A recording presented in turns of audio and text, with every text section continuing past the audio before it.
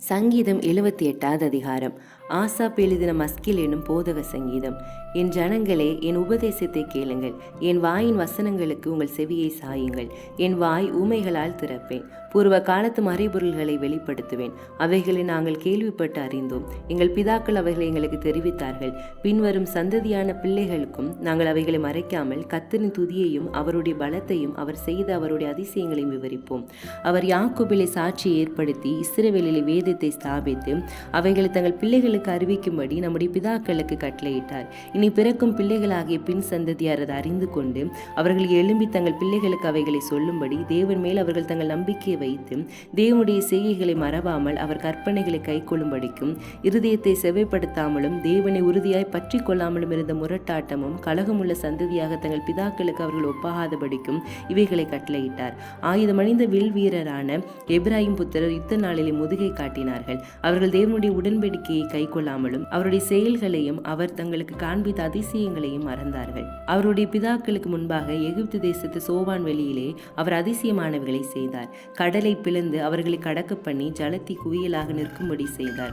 பகலிலே மேகத்தினாலும் ராம் முழுவதும் அக்கினி வெளிச்சத்தினாலும் அவர்களை வழி நடத்தினார். வனாந்தரத்திலே கண்மலையை பிளந்து மகா ஆழங்களிலிருந்து தண்ணீரை அவர்களுக்கு குடிக்க கொடுத்தார்.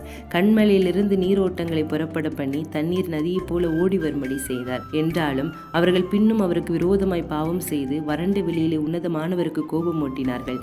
தங்கள் இச்சைக்கேற்ற போஜனத்தை கேட்டு தங்கள் இருதயத்தின் தேவனை பரீட்சை பார்த்தார்கள். அவர்கள் தேவனுக்கு விரோதமாய் பேசி, தேவன் வனாந்திரத்திலே போஜன பந்தி ஆயத்தப்படுத்த கூடுமோ?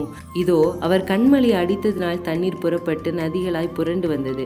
அவர் அப்பத்தை கொடுக்க கூடுமோ? தம்முடைய ஜனத்திற்கு மாம்சத்தையும் ஆயத்தப்படுத்துவாரோ என்றார்கள். ஆகையால் கர்த்தர் அதை கேட்டு கோபம் கொண்டார். அவர்கள் தேவனை விசுவாசியாமலும் அவருடைய இரட்சிப்பை நம்பாமலும் போனதினால் யாக்கோபுக்கு விரோதமாய் அக்கினி பற்றி எரிந்தது. இஸ்ரவேலுக்கு விரோதமாய் கோபம் உண்டது. அவர் உயரத்தில் உள்ள மேகங்களுக்கு கட்டளையிட்டு வானத்தின் கதவுகளை திறந்து மன்னாவை அவர்களுக்கு ஆகாரமாக வர்ஷிக்க பண்ணி வானத்தின் தானியத்தை அவர்களுக்கு கொடுத்தார். தூதர்களின் அப்பத்தை மனுஷர் சாப்பிட்டான். அவர்களுக்கு ஆகாரத்தை பூரணமாய் அனுப்பினார். ஆகாசத்திலே கீழ்காற்றை வரப்பண்ணி தம்முடைய வல்லமையினாலே தென்றலை வீச செய்து மாம்சத்தை தூளத்தனையாயும் சிறகுள்ள பறவைகளை கடற்கரை மணலத்தனையாயும் வர்ஷிக்க பண்ணி அவைகளை அவர்கள் பாளையத்தின் நடுவிலும் அவர்கள் கூடாரங்களை சுற்றிலும் இறங்க பண்ணினார். அவர்கள் புசித்து திருப்தி அடைந்தார்கள். அவர்கள் இச்சித்ததை அவர்களுக்கு கொடுத்தார். அவர்கள் தங்கள் இச்சையை வெறுக்கவில்லை. அவர்களுடைய போஜனம் அவர்கள் வாயில் இருக்கும் போதே தேவ கோபம் அவர்கள் மேல் எழும்பி அவர்களில் கொளுத்தவர்களை சங்கரித்து இஸ்ரவேலில் விசேஷித்தவர்களை மடிய பண்ணிற்று. இவையெல்லாம் நடந்தும் அவர் செய்த அதிசயங்களை அவர்கள் நம்பாமலும் பின்னும் பாவம் செய்தார்கள். ஆதலால் அவர்கள் நாட்களை விருதாவிலும் அவர்கள் வருஷங்களை பயங்கரத்திலும் கழிய பண்ணினார். அவர்களை அவர் கொல்லும் போது அவரை குறித்து விசாரித்து அவர்கள் திரும்பி வந்து தேவனை அதிகாலமே தேடினார்கள். தேவன் தங்கள் கண்மலை என்றும் உன்னதமான தேவன் தங்கள் மீட்பர் என்றும் நினைவு கூர்ந்தார்கள். ஆனாலும் அவர்கள் தங்கள் வாயினாலே அவருக்கு இச்சகம் பேசி தங்கள் நாவினாலே அவரிடத்தில் பொய் சொன்னார்கள். அவர்கள் இருதயம் அவரிடத்தில் நிலைவரப்படவில்லை. அவருடைய உடன்படிக்கையில் அவர்கள் உண்மையாயிருக்கவில்லை. அவரோ அவர்களை அழிக்காமல் இரக்கமுள்ளவராய் அவர்கள் அக்கிரமத்தை மன்னித்தார். அவர் தமது உக்கிரம் முழுவதும் எழுப்பாமல் அநேக தரம் தமது கோபத்தை விலக்கிவிட்டார். அவர்கள் மாம்சம் என்றும் திரும்பி வராமல் அகலுகிற காற்றென்றும் நினைவு கூர்ந்தார்.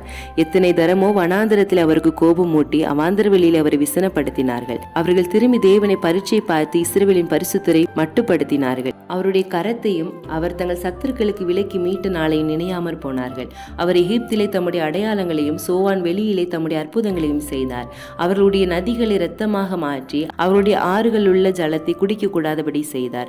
அவர்களை அழிக்கும்படி வண்டு ஜாதிகளையும் அவர்களை கெடுக்கும்படி தவளைகளையும் அவர்களுக்குள்ளே அனுப்பினார். அவர்களுடைய விளைச்சல்களை புழுக்களும் அவர்களுடைய பிரயாசத்தின் பலனை வெட்டி கிளிகளுக்கும் கொடுத்தார். கல் மலையினால் அவர்களுடைய திராட்சை செடிகளை ஆலங்கட்டியினால் அவர்களுடைய அத்திமரங்களையும் அழித்து அவர்களுடைய மிருக ஜீவனங்களை கல்மலைக்கும் அவர்களுடைய ஆடு மாடுகளை இடிகளுக்கும் ஒப்பு கொடுத்தார். தமது உக்கிரமான கோபத்தையும் மூர்க்கத்தையும் சினத்தையும் உபத்திரவத்தையும் தீங்கு செய்யும் தூதர்களையும் அவர்களுக்குள்ளே அனுப்பினார். அவர் தம்முடைய கோபத்துக்கு வழி திறந்து அவர்கள் ஆத்துமாவை மரணத்துக்கு விலக்கி காவாமல் அவர்கள் ஜீவனை கொள்ளை நோக்கி ஒப்பு கொடுத்தார்.